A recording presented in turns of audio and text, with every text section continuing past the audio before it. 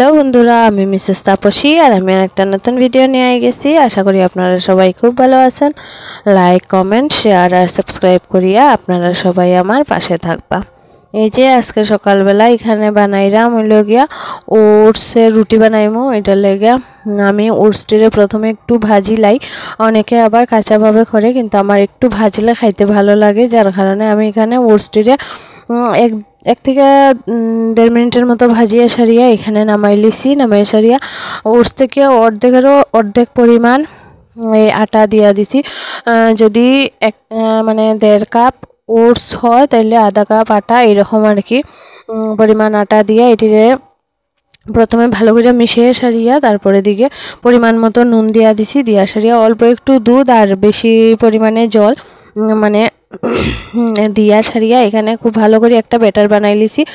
আর শুধু জল দিয়েও খাইতে ভালো হয়, কিন্তু দুধ দিলে টেস্টটা বেশি ভালো হয়, যার কারণে আমি অল্প একটু দুধ দিই। দিয়া সারিয়া এখানে অল্প একটু তেল দিয়া তারপরে দিকে এই ব্যাটারটিরে দিয়া দিছি।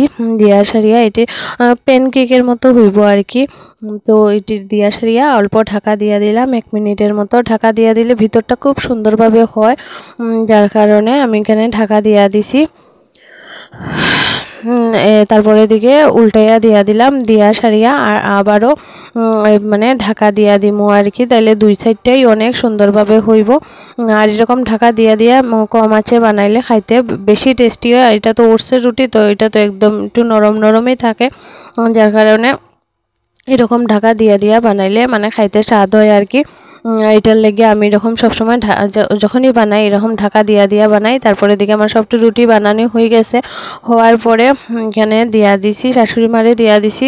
দেওয়ার পরে আমার লেগেও খাওয়ার লেগে লই লিছি, খাই লাইছিলাম শুধু রুটি। তারপরে দিকে এখানে সবজি টবজি বানাই লিছি। আজকে বানাইমু সবজি দিয়া ডাইল আর শিম দিয়া করুয়া, আর বানাইমু হইল গিয়া বেগুন দিয়া আর আলু দিয়া একটা ভর্তা। আর এই যে ডাইলটাও আমার সিদ্ধ হয়ে গেছে, সবকিছু মোটামুটি রেডি। আর এখানে এই যে বেগুনটা পুড়ি নিলাম, অর্ধেক টুকরাই বেগুন আসিল, তো ওইটারে পুড়ি লাইছি। আর আলুটির একদম কম তেলে ভাজিয়া নামাই লিছি। বেশি তেল দিলে মানে আমার কাছে ভালো লাগে না, যার কারণে খুব অল্প তেলে মানে ঢাকা মানে এটিরে ভাজি লাইছি আর কি। আর এরকম হইলে তেল তেলিও ভাবটাও থাকে না, আবার খাইতে খুব স্বাদ হয়। আপনারাও যদি এরকম কোনো দিন বানিয়ে থাকেন তাহলে তেলের পরিমাণটা একদমই কম দিয়ে আলুটিরে ভাজার চেষ্টা করবা।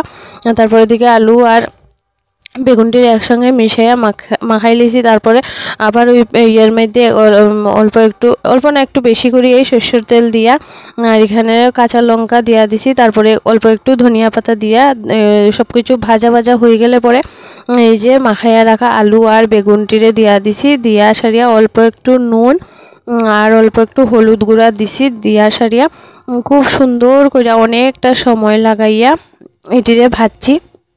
আর সময় লাগাই ভাজলে খাইতে খুব ভালো হয় একদম। আর নামানোর আগে আরও একটু এই ধনিয়া পাতা দিয়া নামাই লিছি। তারপরে এদিকে আমার রান্না সব কিছু কমপ্লিট। এখানে এই যে ভাত হয়ে গেছে, নামাই লিছি ভাতটা। তারপরে এদিকে এই যে সবজি দিয়ে ডাল, এটা এত বেশি দুর্দান্ত হয়েছিল, আমি নিজেও রান্না করে ভাবতে পারলাম না যে এটা এত স্বাদ কেমনে হইলো আর কি। আজকে রান্নাটা খুবই ভালো আসিল। আর শুক্রবার আসিল, তো যার কারণে সব কিছুই নিরামিষ। শুক্রবারে তো আমার নিরামিষই থাকে। আর ভর্তাটা আর এটা খুব খুব স্বাদ হয়েছিল খাওয়াটা। আর আমার খাইতে খুবই ভালো লাগছিল, সবারও ভালো লাগছিল খাইতে। তারপরে দিকে ভাতটা খাইয়া সারিয়া মানে খাই লাইছিলাম আর কি। তারপরে সন্ধ্যার সময় এখানে সায়নার বাবাই আইছে, আর প্রতিদিন এখানে শুয়ে গল্প করে। আর পরের দিকে আজকে আইছে আমার এই ভাগ্নি, কিউট ভাগ্নিটা, আর সঙ্গে আইছে দিদিভাই। তো তারাও আইছে আর কি। গতকালকে আবার কথা আসিল, তো আইছে না, তো আজকে আইছে তারা। গতকালকে দিদিভাই শরীর ভালো আসিল না, যার কারণে আজকে আইছে। তো তারা এলে তো অনেক অনেক ভালোই লাগে। মানুষ এলে তো এমনিতে ভালো লাগে, এর মধ্যে তারা এলেও আমার খুব ভালো লাগে, কেননা গল্প টল্প অনেক কিছু হয়, এটার লেগে অনেক গল্প হাসি ঠাট্টা সব কিছু হয়, যার কারণে খুব ভালোই লাগে তারা এলে। আর তারপরে দিকে এটি যে কালকে যে আনা হয়েছিল এটি রয়ে গেছে, কেননা কালকে তো তারা যে আইতো না এটা তো আমরা জানতাম না, যার কারণে গতকালকে তারার লাগে একসঙ্গেই আনা হয়ে গেছিল। আমি সব কিছু গুছাইয়ে টুসাইয়ে রাখি দিয়েছিলাম। তো আজকে এটি সন্ধ্যার সময় সবাই মিলে খাওয়া হইব আর কি, তারার সঙ্গে আজকে আবার আমরা খাইমু। এটার লেগে সবার লেগে দিয়া দিছি। আর সায়ন্তারাও গতকালকে আইছিল না, যার কারণে আজকেও তারা আইছে, তো তারাটিও আজকেই দেওয়া হইব। তো এখানে মিষ্টি মিষ্টি মানে সকালবেলাও আমরা খাইলিছি, এটার লাগি পরিমাণটা একটু কমে গেছে। তো এখানে তারা সবাই লেগিয়া বাড়ি লইলাম। আর এখানে আমি দুধ দিয়া চা, মানে দুধ দিয়া বলে সরি, মানে চিনি দিয়া চা বানাই লিছি, যার কারণে শাশুড়ি মার লেগে চাটা আবার পরে বানাইমো আর কি। আর এখানে সবার লেগে বাড়াবাড়ি শেষ। আর এখানে বুরিন্দাটা মানে এত স্বাদ ছিল, সব কিছু খুব স্বাদই আসিল, বুরিন্দাটাও স্বাদ ছিল। আর আমার বুরিন্দা খাইতে ভালো লাগে, যার কারণে আমি এক দুইবার একটু খাই লিছিলাম। তো এখানে একটু তারার বাটি একটু কম পড়ে গেছে, কোনো অসুবিধা নেই, এতটাও কম পড়ছে না, একটু কম পড়ছে আর কি। তারপরে ভাগ্নি হয়েছে যে তাই খাইতো না, তো তাইরে আর দিছি না।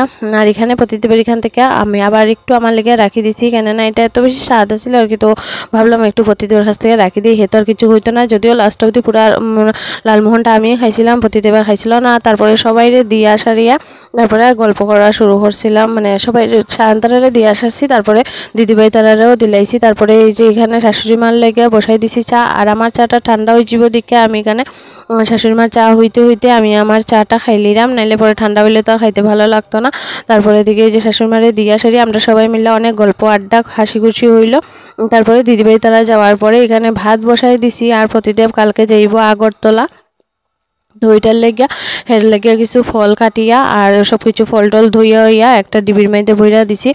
ভাবছি যে ডিবিটা আইলে আইছে নাইলে নাই, যার কারণে এই ডিবিটির মানে কন্টেনারটির মধ্যে দিয়া দিছি হেরে।